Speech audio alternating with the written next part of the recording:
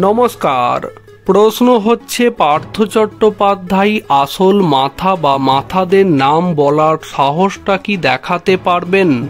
অনেকে কটাক্ষ করে বলছেন পার্থ চট্টোপাধ্যায়ের মনে মুকুল রায় হয়ে যাওয়ার ভয়টাও বেশ ভালোভাবেই কাজ করছে।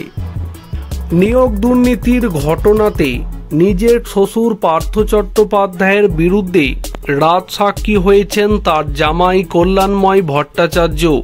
কেবল তাই নয়, তিনি আবার রাজসাক্ষী হওয়ার পরে ইডির মামলায় যে অভিযুক্ত ছিলেন তা থেকে রেহাই পেয়ে গিয়েছেন।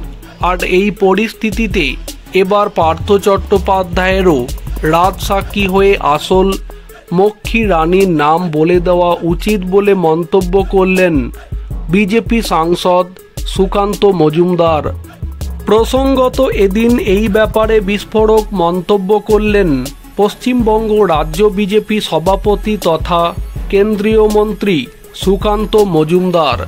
তিনি বলেন, আমার তো মনে হয় পার্থ চট্টোপাধ্যায়েরও রাজসাক্ষী হওয়া উচিত এবং আসল মক্ষী রানীর নাম বলে দেওয়া উচিত।